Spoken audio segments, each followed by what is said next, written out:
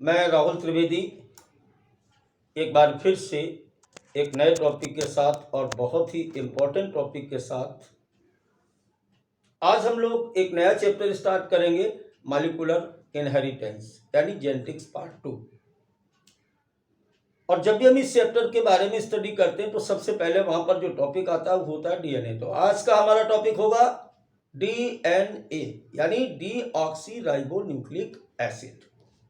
तो सबसे पहले हम इसके इंट्रोडक्शन के बारे में बात करेंगे, देन आफ्टर केमिकल कंपोजिशन के बारे में बात करेंगे और फाइनली हम लोग बात करेंगे वाटसन एंड क्रिक मॉडल की कि किस प्रकार से वाटसन क्रिक ने इस बात को समझाया कि डीएनए कैसे बना होता है। थोड़ा सा उलझने वाला टॉपिक है लेकिन बहुत ही इंपॉर्टेंट है। अगर हम बात करें स्टार देने की तो इसमें स्टार कम पड़ जाएंगे इसकी इंपॉर्टेंसी के आगे, क्योंकि आप देखिए नीट के किसी भी पेपर को उठा के देखिए तो डीएनए से कुछ न कुछ जरूर पूछा जाता है। तो पूरा मन लगा करके शुरू से आखिरी तक वीडियो को देखेंगे। चलिए स्टार्ट करते हैं हम क्या डीएनए। तो सबसे पहले हम आपको ये बताते हैं कि डीएनए है क्या। What is DNA?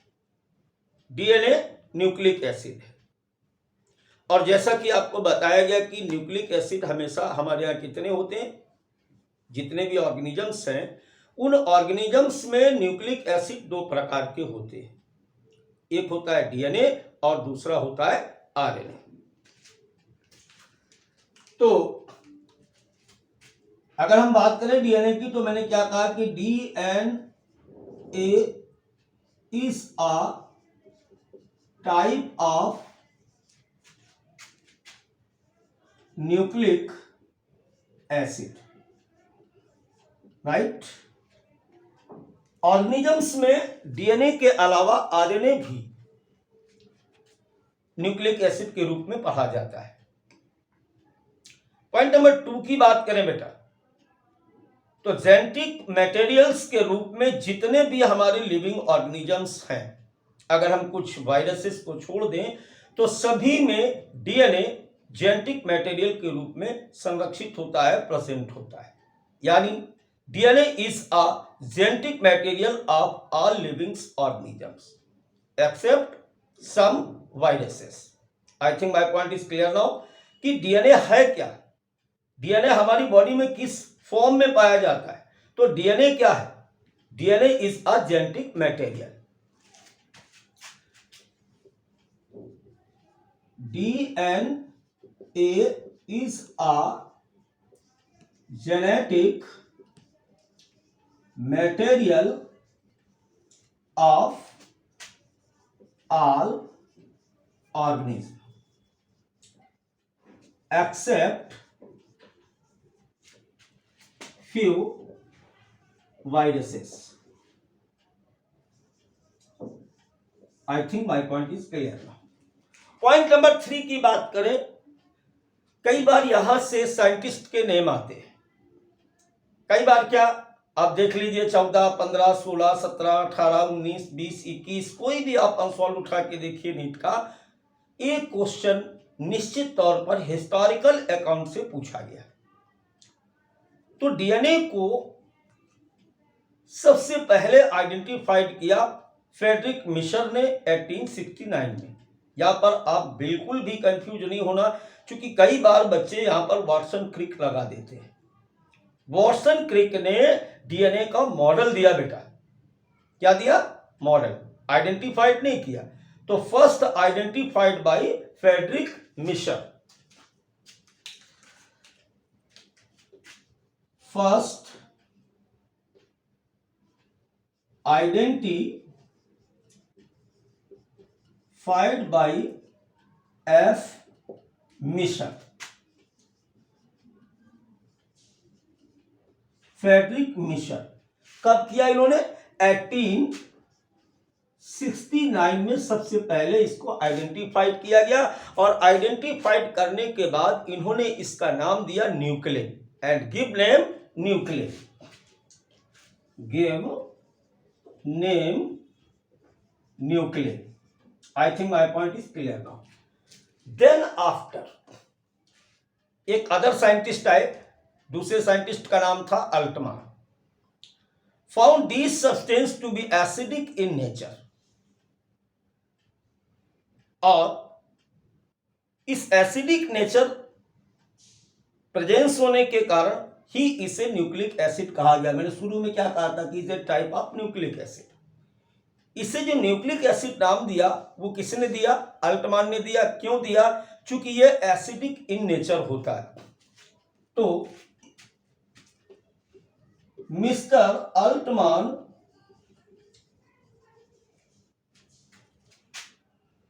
Find acidic nature in DNA, और इसे क्या टर्म दिया? Nucleic acid. I think my point is clear now. तो न्यूक्लिक एसिड नाम देने वाले साइंटिस्ट कौन थे? अल्टमान थे, लेकिन इसे फर्स्ट आइडेंटिफाइड किया था फ्रेडरिक मिसर ने 1869। अब अगर हम आगे बात करें कि व्हाट इज डीएनए, अगर इसके केमिकल स्ट्रक्चर की बात करें, इसके स्ट्रक्चर की बात करें बेटा, तो DNA is a long polymer of deoxy ribonucleotide. DNA chemically अगर हम देखें तो डीएनए क्या है? डीएनए एक long polymer of polynucleotide. DNA is a long polymer of deoxyribonucleotides, यानी बहुत सारे डीऑक्सीराइबोन्यूक्लियोटाइड आपस में जुड़ करके, आपस में एसोसिएट होकर के एक डीएनए की लंबी चेन को बनाते हैं। अब किसी भी डीएनए में कितने डीऑक्सीराइबोन्यूक्लियोटाइड पाए जाते हैं, ये संख्या फिक्स होती है ऑर्गेनिज्म टू ऑर्गेनिजम्स।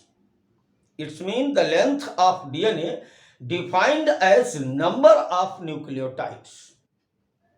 कैसे? इस बात को हम बोर्ड पर देखें। यानी किसी भी ऑर्गेनिजम्स में डीएनए की लंबाई फिक्स है। जितनी एक ऑर्गेनिजम्स में है उतनी दूसरे में नहीं पाई जाएगी, और जितनी दूसरे में है उतनी पहले में नहीं पाई जाएगी। उसका एक रीजन है, क्योंकि कांस्टेंट नंबर ऑफ डीऑक्सीराइबोन्यूक्लियोटाइड पर ऑर्गेनिजम्स प्रेजेंस होते हैं।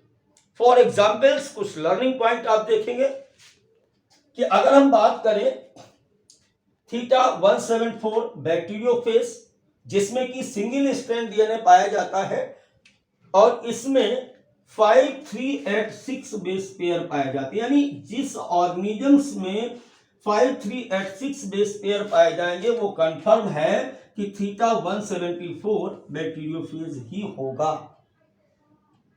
ठीक, इसीलिए मैंने ऊपर लिखा था कि number of nucleotide is the characteristic feature of an organism. I think my point is clear now. Second example यहां पर ध्यान दें, lambda face virus contain DNA, double strand DNA या डबल स्ट्रैंड डीएनए।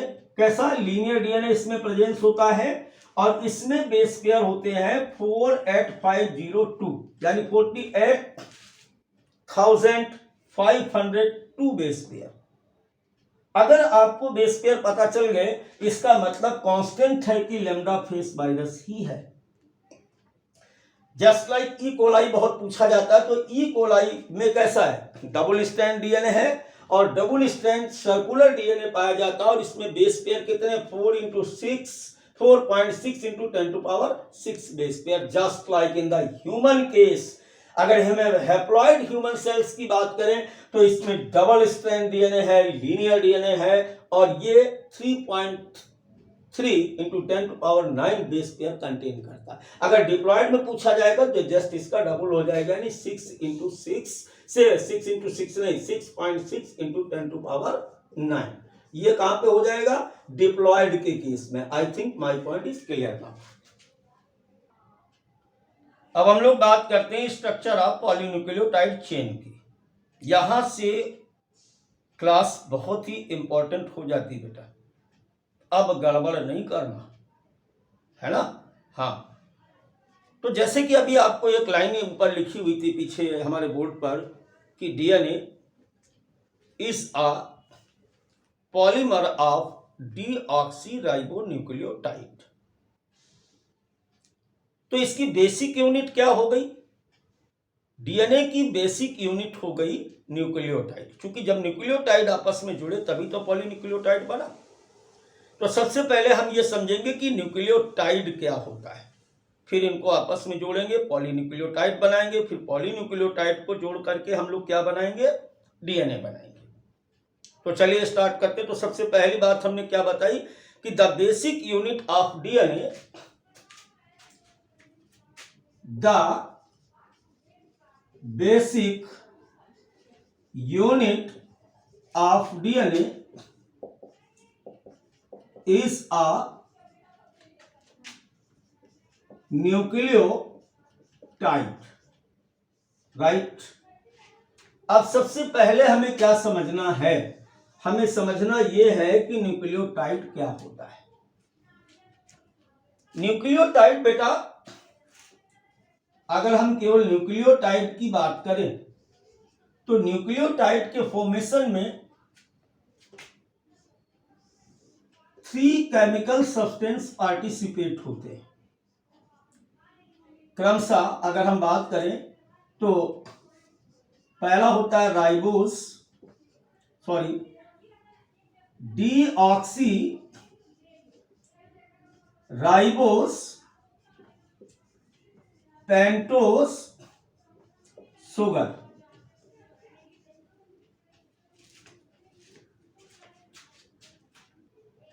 तो पहला हमने क्या देखा?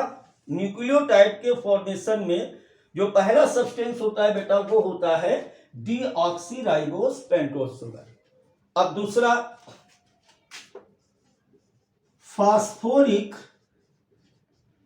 एसिड। तीसरे की अगर बात करें तो नाइट्रोजनस बेस। ठीक, 1, 2 and 3 chemical substance reacted together and form nucleotides। तो अब अगर हम बात करें किसकी, सबसे पहले हम बात करते हैं डीऑक्सीराइबोस पेंटोस शुगर की। डीऑक्सीराइबोस पेंटोस शुगर, तो ये है हमारा C5H10O4। इसका केमिकल फॉर्मूला ये होगा। अगर इसका स्ट्रक्चर बनाए तो स्ट्रक्चर इस तरीके से ऐसे बनेगा। पहला कार्बन, दूसरा कार्बन, तीसरा कार्बन, चौथा कार्बन और पांचवा कार्बन, इस तरीके से। आई think my point is clear now. तो डीऑक्सीराइबोस पेंटोस शुगर की हम बात कर रहे थे कि कैसा है ये? 5 कार्बन वाला एक केमिकल कंपाउंड है जिसमें 1, 2, 3, 4 और 5। देखो बहुत ध्यान से समझना, इस जगह पे क्या करें। अब इसमें OH, H, H, राइट, फिर इसके बाद OH, H और CH2OH, ये इसका पूरा बैलेंस फॉर्म बना। एक चीज आप ध्यान दें कि यहां पर जो मैंने O4 लिखा था, यानी सेकेंड कार्बन पर जब आप आएंगे तो यहां पर एक ऑक्सीजन मॉलिक्यूल जो है वो गायब है। इसलिए इस प्रकार की शुगर को हम कहते हैं deoxyribose pentose sugar. I think my point is clear now कि डीऑक्सी क्यों है? चूंकि शुगर जो इसमें लिबरेट हो रही है उसके सेकंड कार्बन पर एक ऑक्सीजन एब्सेंट है। आई think my point is clear now. ये मेजर डिफरेंस है आरएनए डीएनए के बीच में। आरएनए में जब हम जाएंगे इसी बात को लेकर के, तो यहाँ पर ऑक्सीजन प्रेजेंस होता है, इसलिए वहां पे लिखा होता है राइबोस पेंटोस शुगर, डीऑक्सी नहीं लिखा होता है। समझ गए बात को? अब अगर हम बात करें पॉइंट नंबर 2 यानी फास्फोरिक एसिड की बात करते हैं, तो फास्फोरिक एसिड सभी को पता है कि ये H3PO4, राइट। तो अगर इसको हम स्ट्रक्चरली फॉर्म करें तो P double bond OH OH और OH। I think my point is clear now. 3 hydrogen 1 2 3 और 4 आप देख रहे हैं ऑक्सीजन इसमें और P बीच में आता है। अब इसके अगर हम एंड फॉर्म की बात करें तो P डबल बॉन्ड O और O सब में बैलेंसी यहां पर हम फ्री कर सकते हैं। तो दूसरी बात हमने की यहां पर फास्फोरिक एसिड की। अब बेटा हम बात करेंगे नाइट्रोजनस बेस की। तो नाइट्रोजनस बेस की जब हम बात करते हैं, नाइट्रोजनस बेस, तो सबसे पहले हम ध्यान दें इस बात पर कि जो भी नाइट्रोजनस बेस पाए जाते हैं डीएनए के केस में वो 2 प्रकार के होते हैं। एक होता है प्यूरिन और दूसरा होता है pyrimidine.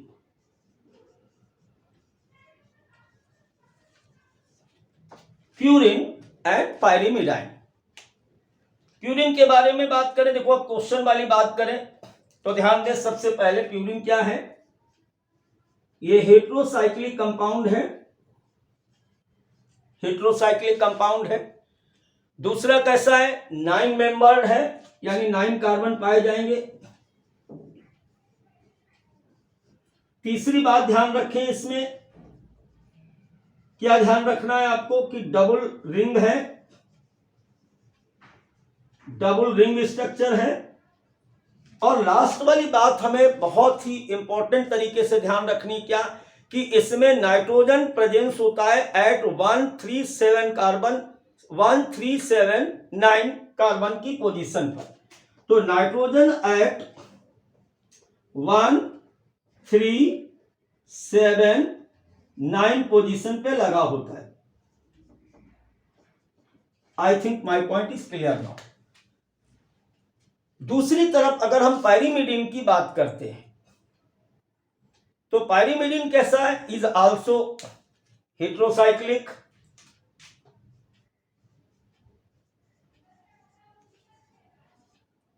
Six member single ring,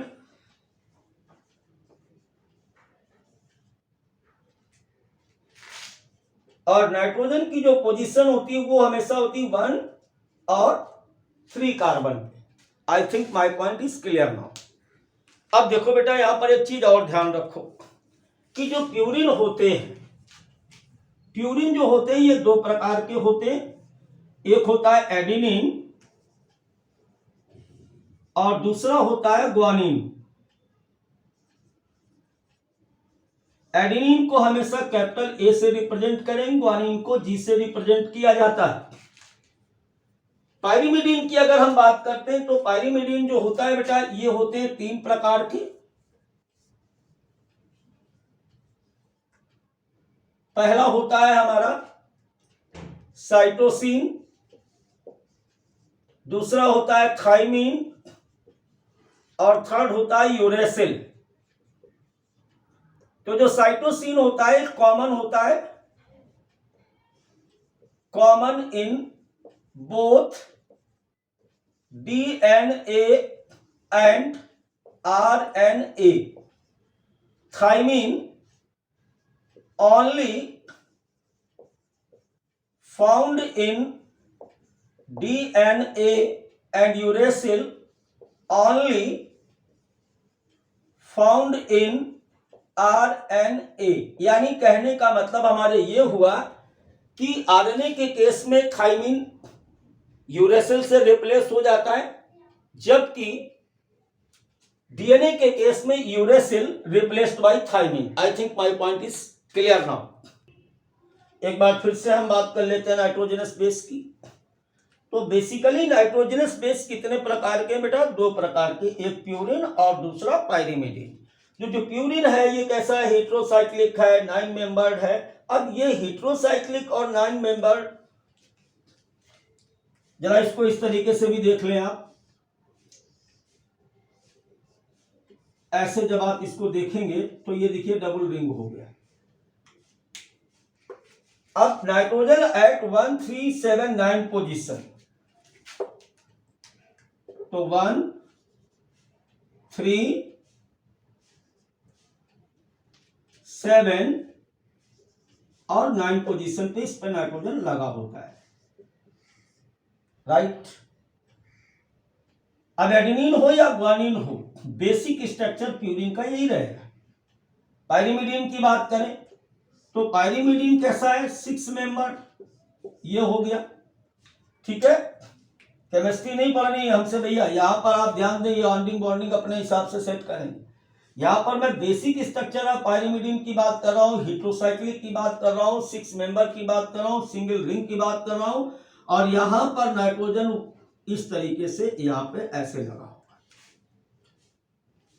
समझ गए। अब इसके बाद यहां पे मैंने बात की थी अभी कि जो प्यूरिन होते हैं वो एडेनिन ग्वानिन 2 प्रकार के होते हैं, और पायरिमिडीन साइटोसिन और थाइमिन यूरेसिल के रूप में पाए जाते हैं। साइटोसिन डीएनए आरएनए दोनों में पाया जाता है, जबकि जो थाइमिन होता है वो डीएनए में होता है, और जब आरएनए फॉर्म होता है तो थाइमिन के स्थान पर यूरेसिल आ जाता है। तो आई think my point is clear now. अब हम बात करते हैं नेक्स्ट पॉइंट पर। तो अभी तक हमने सीखा, 2 बातें सीखी कि डीएनए क्या है, पॉलीमर ऑफ डीऑक्सीराइबोन्यूक्लियोटाइड। अब पॉलीमर ऑफ डीऑक्सीराइबोन्यूक्लियोटाइड, तो इसकी बेसिक यूनिट क्या होती है? न्यूक्लियोटाइड होती है, और बेसिक यूनिट न्यूक्लियोटाइड को बनाने में 3 केमिकल कंपाउंड पार्टिसिपेट करते हैं, deoxyribose pentose sugar, phosphoric acid, और तीसरा nitrogenous base with purine and pyrimidine.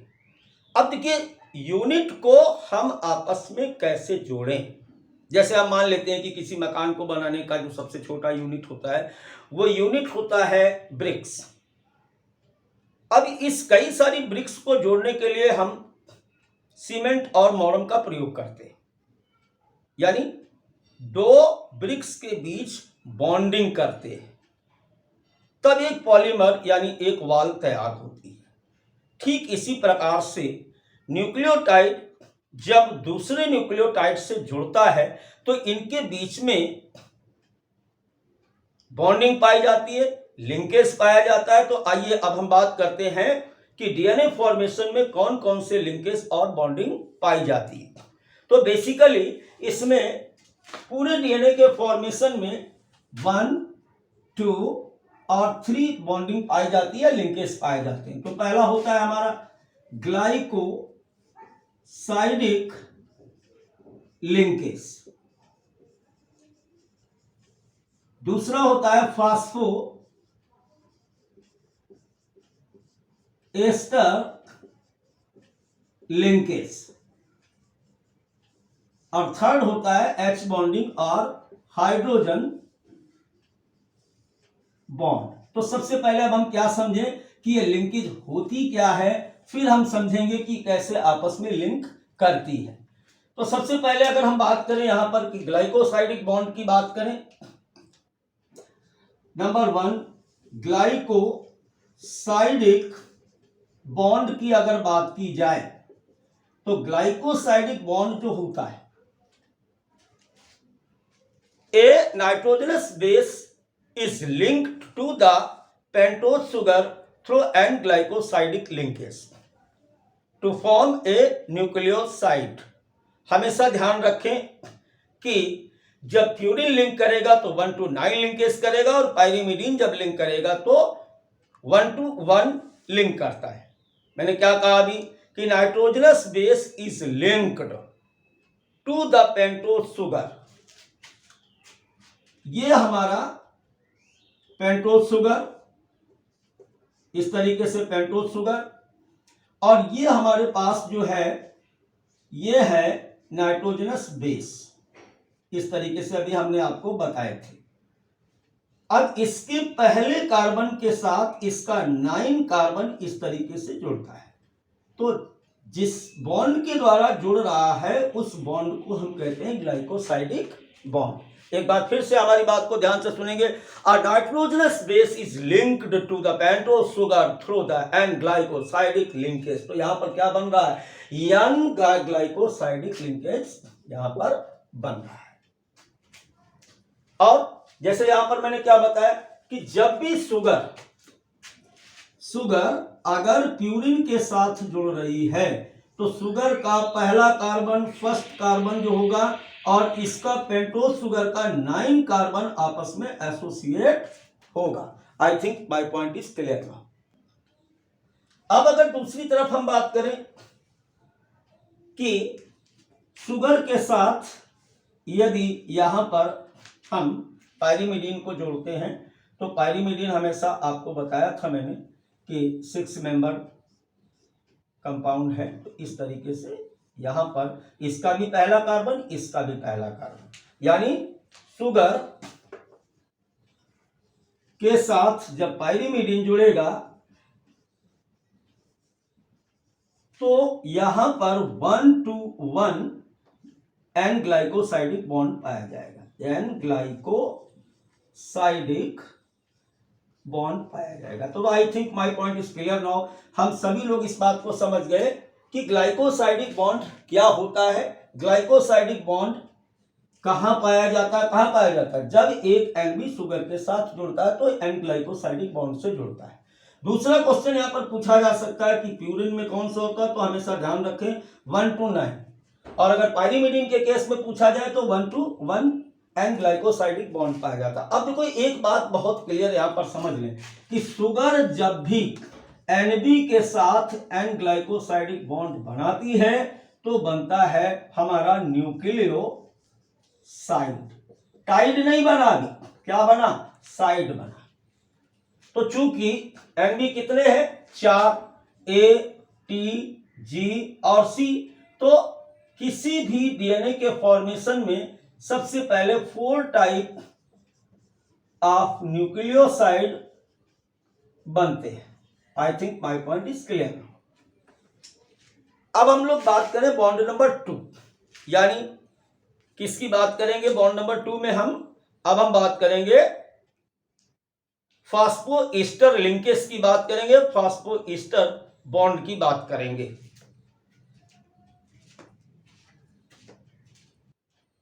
अब फास्फोईस्टर लिंकेज की बात करते हैं। The bond form between the phosphate and hydroxyl group of sugar.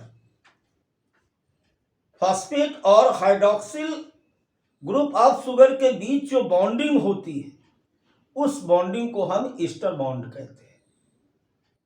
अब देखिए इसको, यहां पर आप देखिए ये शुगर है और ये फॉस्फेट है और ये इसका हाइड्रोक्सिल ग्रुप के साथ यहां पर ये ऐड कर रहा है। तो ये जो बॉन्डिंग आप देख रहे हैं ये है हमारा phospho Easter linkage. I think my point is clear. अब बेटा ध्यान दे, तो न्यूक्लियोटाइड, अब हम बात करेंगे न्यूक्लियोटाइड की। देखिए जब हमने शुगर, बिल्कुल इजीली देखिए, शुगर और एनबी आपस में जोड़ा तो हमारा क्या बन गया, न्यूक्लियोसाइड बना।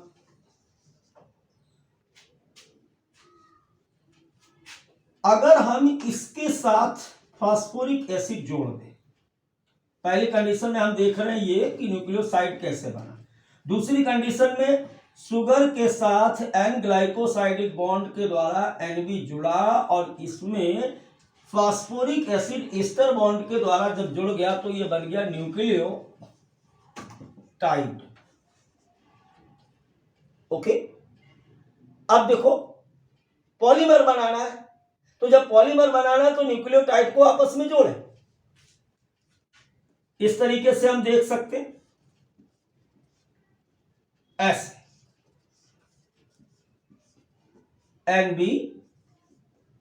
NB शुगर के साथ N ग्लाइकोसाइडिक बॉन्ड से जुड़ रही है यहां पे, और इसके बीच में यहां पर हमने फास्फोईस्टर बॉन्ड लगा दिया।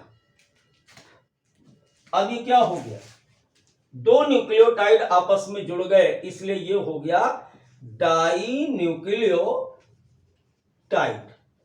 बात समझ गए?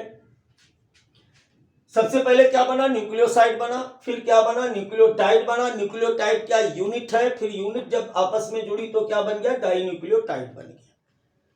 अब लेकिन हमने लाइन क्या लिखी थी, हमने लाइन लिखी थी कि DNA is a polymer of deoxy ribonucleotide polymer, अर्थात कई सारे जब आपस में जोड़ दिए जाएं क्या, न्यूक्लियोटाइड, तो क्या बनेगा, एक पॉलीन्यूक्लियोटाइड बन जाती है। इस तरीके से आप देख सकते हो। अब की बार में ATGCTA क्रम कुछ भी हो सकता है, तो इस तरीके से एक ये पॉलीन्यूक्लियोटाइड चेन बन जाती है। अब ये पॉलीन्यूक्लियोटाइड आपस में जुड़ जाएंगी तो क्या बन जाएगा, एक डीएनए बन जाएगा। यानी एक बार फिर से देखें तो सबसे पहले न्यूक्लियोटाइड प्लस न्यूक्लियोटाइड बराबर डाई न्यूक्लियोटाइड, और dinucleotide plus dinucleotide बराबर होता है पॉलीन्यूक्लियोटाइड, और पॉलीन्यूक्लियोटाइड प्लस पॉलीन्यूक्लियोटाइड क्या हो बनता है, डीएनए बनता है। अब हम बात करेंगे इस टॉपिक के लास्ट पार्ट पर, और वो लास्ट पार्ट हमारा होगा वॉटसन एंड क्रिक मॉडल। देखिए अब हम लोग बात करेंगे वॉटसन एंड क्रिक मॉडल की। बहुत ही इंपॉर्टेंट पॉइंट है, और डीएनए स्टडी का सबसे इंपॉर्टेंट हिस्से में अब हम आ चुके हैं, वॉटसन एंड क्रिक मॉडल। तो सबसे पहले हम ध्यान रखेंगे कि वॉटसन और क्रिक ने जिस डीएनए को डिस्क्राइब किया, जिस डीएनए को एक्सप्लेन किया, वो डीएनए था बी डीएनए और right handed DNA. B DNA oblique right handed DNA. I think my point is clear now. Second point, according to Mr.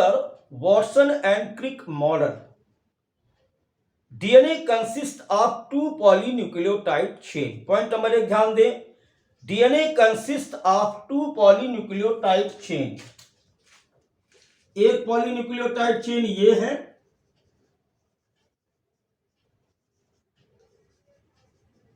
और दूसरी पॉलीन्यूक्लियोटाइड चेन ये है।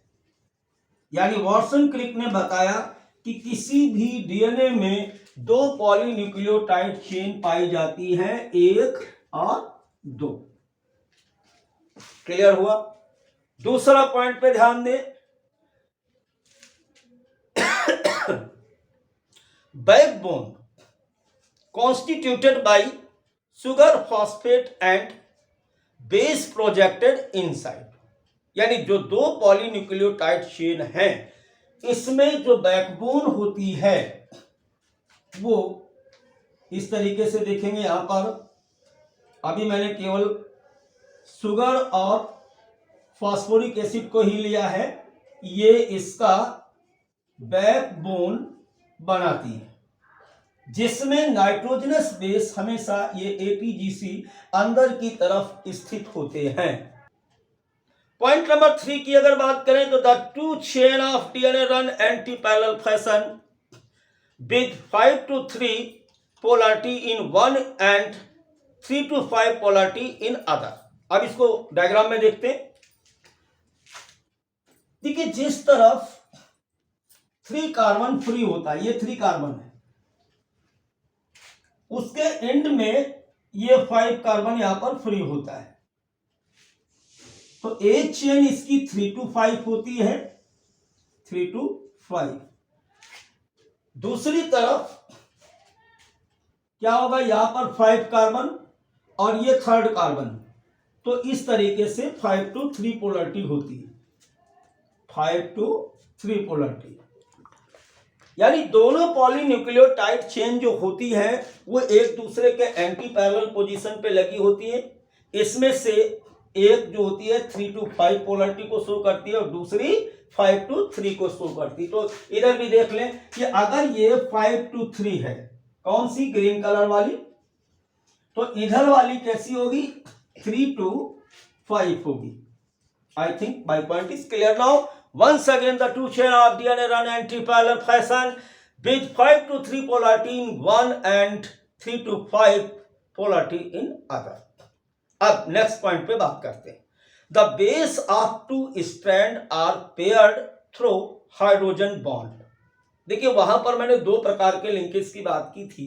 एक मैंने बात की थी N glycosidic bond presence between the sugar and nitrogenous base, और ester bond sugar and phosphoric acid के बीच बताया था। एच बॉन्ड जो होता है बेटा, दो नाइट्रोजनस बेस, ये देखिए यहां पर आप देख सकते हो कि दो नाइट्रोजनस बेस जो हैं, ये दो नाइट्रोजनस बेस एक दूसरे से एच बॉन्ड के द्वारा आपस में जुड़े होते हैं, ये एच बॉन्ड। अब ध्यान क्या रखना है कि अगर ए टी से जुड़ेगा तो डबल हाइड्रोजन बॉन्ड, और जी अगर सी से जुड़ेगा तो ट्रिपल हाइड्रोजन बॉन्ड पाया जाता है।